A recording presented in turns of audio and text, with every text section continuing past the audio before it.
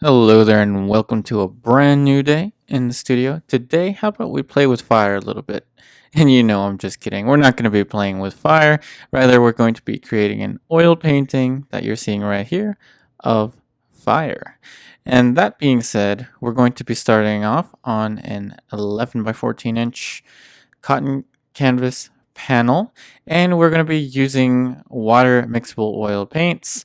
So I'm starting off with straight up cadmium yellow medium right on top of the 11 by 14 inch cotton canvas panel. And if you would like to know exactly what materials I'm using, you can go ahead and scroll down to the description box down below. I'm hoping that by this point I remember to put the water mixable materials instead of the traditional oils. In any case, that's all I'm going to say about that. So I'm going to now mix up a little bit of the sap green and a little bit, oh sorry, that's not sap green, the cobalt blue and the titanium white. So that's just the cobalt blue and the titanium white. And I don't know if I said this, but I really hope that you're having a wonderful day today. I don't know, I'm just in an extra good mood right now. You know something, in a world that can be so negative, like I always say, be the spark that ignites positivity. And that is something that can be said when we're painting a flame, when we're painting fire. I don't know, there's just something so ethereal about it, I think, if I'm even using the word correctly. How about, let's just say that there's just something magical about painting fire. Starting off with that super saturated cadmium yellow medium, and then adding the we added the cadmium orange, and then the kind of the bluish portion of the flame. We're working very alla prima style, not really drawing any outlines. And in fact, this painting is, you're going to see every single brush stroke involved in this painting. So the edit is actually you're going to see all of the footage, which is rare for an oil painting that has, an oil painting video less than 30 minutes. That's pretty rare. So what's going to enable me to create this painting really fast is that I'm going in without any outlines, without any kind of, I'm kind of feeling my way through the canvas, all right? So the proportion of the candle is not going to be exact. And let's remember that this is a painting and not a photograph. And there's just something so relaxing about this. With the water mixables, the water mixable oil paints, you really want to balance exactly how much water to paint that you're going to be using. And for me, it's really something that's a matter of feel now, and it's really weird to see this emerge. It almost looks it almost looks like I don't even know. It looks like a cake of some sort to me right now. Maybe I'm just hungry. I don't know. It looks like some type of orange like cake or a cupcake or whatever. And see how very quickly we're going in with the alizarin crimson, just working directly with shapes of color, so no umber sketch was needed here. And in fact, the full extent of the chroma, I think I've been able to enhance by allowing the white canvas to kind of influence the colors underneath, almost like with an underpainting. You know how when I was doing the classical, whenever I do like the classical approach, I usually say to make your underpaintings a little bit lighter, just so that it can help the colors underneath kind of shine a little more. You can see it right there. So that's so much fun. The wet on wet approach. It's kind of reversed with water mixables. So the first layers had much more of the water, and then as the layers are now starting to add, I usually add a little bit less water. But then here's the thing that I actually struggled talking about yesterday. In yesterday's painting, I was really struggling with how to word how the wet on wet approach works with water mixable. At least with the one I'm using here, the Winsor Newton. See how it's starting to stick? Okay, so the thing is that the water mixable gets a little bit sticky, very quickly onto the canvas. It really latches onto the canvas very quickly. So that enables you to continue to build and build and build the layers. And I think it's allowing me to work a little bit faster than I would with traditional oil paints. So in a sense, I'm enjoying this new experience of using the water mixables. So now I'm switching to a different brush there, and I'm mixing the Ultramarine blue and the Alizarin crimson and a little bit of burnt umber, just so I don't have an overly purple background, though I kind of want it to be more purplish. And I just threw in a little bit of ivory black just to kind of further bring down the saturation of the Alizarin crimson and the Ultramarine blue.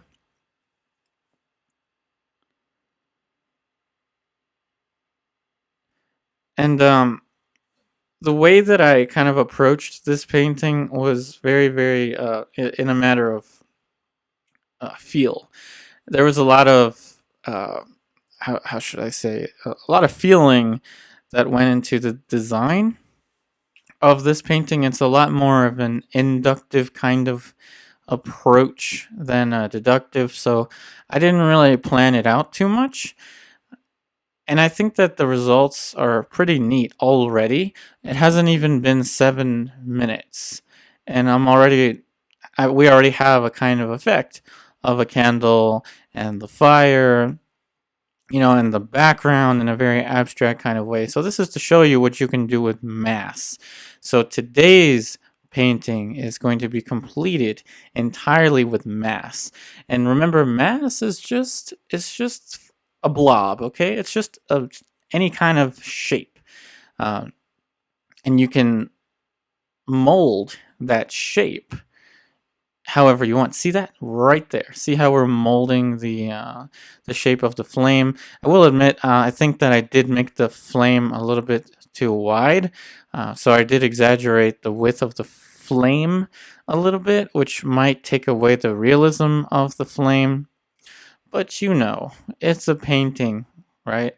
I don't, I don't want to use that as an excuse, but it's a painting. See, I'm starting to kind of cut into the flame, but there's a lot of there's a lot of philosophical stuff to talk about when it comes to technique in realist painting. I had a really wonderful conversation today with a buddy of mine, David and Danny. After finishing up with my painting group. So I'll relate that conversation to you as I'm creating this, or as you're watching this painting. Because remember, this is in voiceover style, so it's kind of like we're both watching the painting develop together. So, if you're a beginner in painting, if you're just getting into painting, or maybe if you've never painted before, it's kind of baffling to think about all of the techniques and the drawings and all of the academic studies. But then, what do you do once you have all of that technique down? And we were getting in a really interesting conversation in terms of technique, and so. We were saying something along the lines, or I guess I was saying this. We were all saying this, that the technique, it really enables the artist to convey that message that they want to convey. And so I know that sounds kind of vague, but let's relate it now to the painting, okay? So for me, I'm trying to convey the sense of a real flame, an actual candle. Not so much, I'm not worried about the proportion of the candle. I did make it way too skinny, but that wasn't what I was focusing on. At this point, I was focusing on the effect of the fire and using a little bit of chiaroscuro, light against dark, the light of the candle against the dark of the background, and trying to use that to convey a type of a relaxed state of mind. But there's also a duality in the light source, because this was taken. This was actually a screenshot from a video. So the video that you saw in the beginning of this of today's episode, sorry, and in today's episode, the beginning, you saw that clip, right, of the fire. Yes, this was actually a screenshot from that because I was struggling to figure out what to paint. Now, the thing is, there is a duality in conveying something literal and then something, how to put it? You're trying to convey a sense of emotion. You're trying to convey a sense of yourself. You know, we're talking about kind of subjective things, but yeah, just bear with me. The art of conveying something that looks like something is really, really deep. It's really philosophical. And we're already in the halfway point in this painting. So look how fast you're able to work, you're able to paint when you're working with mass. So I realize I need to get to the point really quickly. So technique is, it enables you to communicate. I know I'm struggling to communicate verbally right now, but technique enables you to communicate with shape. So visually communicate. Okay, so if you know how to draw extremely well, you're able to get your point across really, really quickly. Okay, if you struggle with drawing, then it's a little more difficult for you to convey what you're trying to convey. So let's explain that color that I just put in, because I should explain. So that color, that gray color that you saw on the side on the palette, was actually paint from my previous painting session. I just got all of the paint from, what did I paint? I painted the horse, right? Yeah, yesterday's video was the horse, right? So all of the paint that was on the palette, in the mixing space of the palette, I combined it together, and that's how I got that gray. And I just used that gray right away. And I already chose at that point right there to crop the candle. So now getting back to what I was talking about, you know, I was relating the experience I had talking with my friends today. So technique enables you to communicate. Okay, so just as proficient as you are in verbally communicating, I know I'm doing a poor job of that right now, just as you can communicate verbally what you're trying to get, what you're trying to say, you know, the point that you're trying to make verbally. It's the same kind of thing with painting. Now, when you obtain the technique, you know, value, color, and edge, notice how I'm starting to soften the edge on the candle, then the question becomes, well, what are you trying to convey? What kind of message are you trying to convey with your painting? Now, that's a really, really difficult question, because then that goes along the lines of, well, what do I want my paintings to say? And that relates to the art of the subject. Now, getting back to the painting, I am putting in a second layer. Notice how I used a little bit of the cadmium red, but see how simple it is to get the effect of something three-dimensional, the effect of light. All of this was obtained via mass, and mass can take you to these places really, really fast. Rather than having to draw a perfect outline, yes, I could have drawn it out better and had much more of the likeness of the candle. I didn't care about getting the likeness of the candle. Rather, I wanted to get the mood. I wanted to get the sense of abstract shape, and I wanted to let the brush strokes play a little bit. I wanted to see that right there. So what I wanted was to convey the duality of the light. See the bluish kind of light bluish tone in the background, in contrast with the deeper ultramarine blues right there that you're seeing, and then all of that contrasting with the very bright yellowish orange in the flame. So I'm kind of talking about multiple things at once right now, which is pretty fun. I love talking about art. So yes, technique enables you to communicate. So once you learn all your technique, it doesn't mean stop. You can continue always to build and build on your technique, but then the question becomes, well, what do I want to convey with my art? What do I want my art to be? And we came up with a very interesting solution to that, if you will, that the art is already something that is within you. Just like when we were children and we didn't know what to, you know, we didn't have to worry about anything. We would just get our Crayolas and just draw whatever. Just like when we were children, the art is within you. So the message that you want to convey to others is already within you.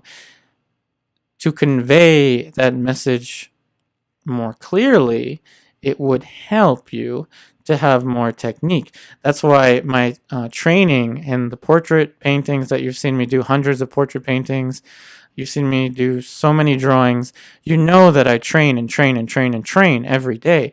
But then the question is, well, what do I do with all that training? You know, how do I break away from just trying to perfectly replicate what I'm seeing? And you are observing that right now.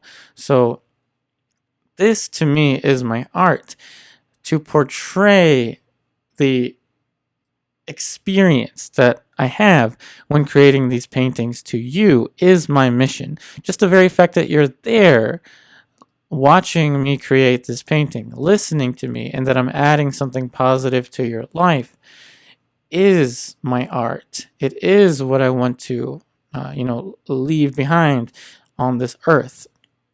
And that was a very inductive thing for me. I didn't just set forth one day and say, you know what, I'm going to create these painting videos and teach lots of people, and that's what I'm going to do.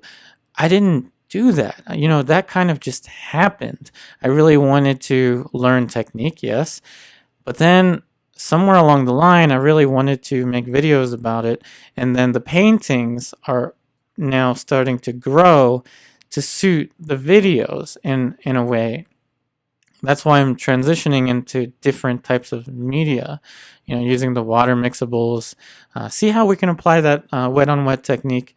I know I'm sorry, I'm not really explaining too much of the process in this painting. I'm kind of talking about many things, but see how this is starting to layer right there? See that? Right there. There you go. So the thing about the water mixables that I'm really, really enjoying lately is the ease of the wet on wet approach. Whereas traditional oil paints, they don't really get as tacky too much. The water mixables, at least with the brands that I'm using, they tend to get really tacky, which allows you to layer easily. See that? You're seeing that ease of the layering. And then working on the white actually helps me too, because see the highlight right over top, excuse me, the highlight over top right there, that's the white of the canvas. And academically, you don't want to do that, but who cares? I wanted to leave that highlight because I knew that highlight would be the brightest light and it would help me obtain that kind of shimmering effect. And there you have it. We have 3 minutes left in this painting, and you've seen every single brushstroke. You're observing every single brushstroke. And that to me means so much, to be able to convey this kind of experience. And I want you to have this experience. I want you to be able to, to learn the techniques. And see this? I'm going to use a little bit of Impasto. So I'm using the Cadmium yellow, a palette knife, and the titanium white. Boom. And I'm using the Impasto to create much more of a thicker consistency of the paint. And now I'm just going to be softening some of these edges. But I tell you what, I'm definitely going to leave several of the brushstrokes showing. I really did enjoy the abstract quality of this painting, and in particular the composition of the painting, letting that bluish kind of light, the daylight, show through in the background, and kind of you can see that cool temperature emanating in the darks, using that ultramarine blue that we did. And then you have that kind of deep red right here that we're adding to contrast again with the color. And this really is, in a way, playing with fire, because in terms of technique, the old Yupari, the Yupari from yesterday probably would have covered that light, the white of the canvas that we left as a kind of shimmering effect. But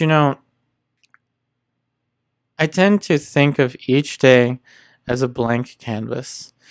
Each day is full of endless possibilities, and I mean endless possibilities. And that's the kind of message that I want to portray to you every single day. That really is my my goal to be able to do that. And we're just going to throw a little bit more of the orangey reddish tones and shape the flame. I'm so glad I did that because the flame was just appearing way too wide. And this is just going to help get a little more of the effect of the fire. You know, I think I kind of like the candle a little bit skinnier, so I kind of, you know, made that change. And right there with the Impasto, we pushed a little bit more of the light in the flame, even more than we were observing in the picture. And now it's pretty much just down to edge. We only have a few minutes left in today's episode.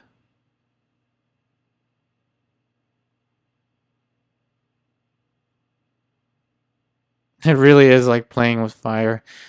Just being able to, you know, not have to copy exactly what you're looking at and convey a realistic painting in a very expressive way. It is, in a sense, kind of like playing with fire in terms of technique.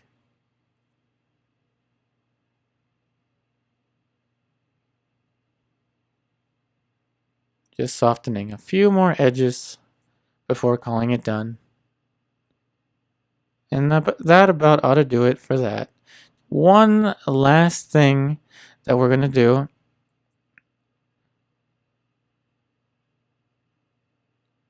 Just cover the background a little bit more. See, there's a little bit of the light of the canvas showing through. There you go.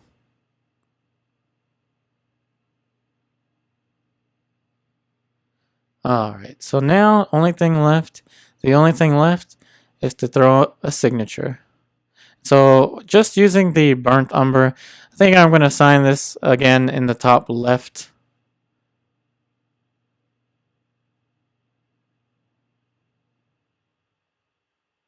And there you go. Super simple.